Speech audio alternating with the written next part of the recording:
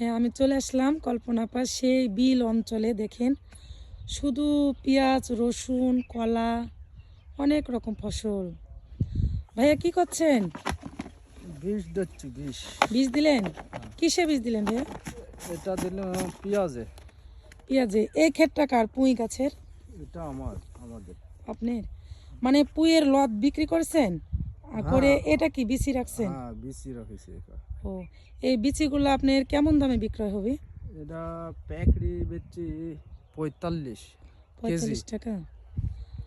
আর যখন পুঁইয়ের লতাগুলা বেচছেন তখন কত করে বিক্রি ওখানে করছেন? আপনি 30 টাকা, 20 টাকা, 15 টাকা, 10 টাকা এরম।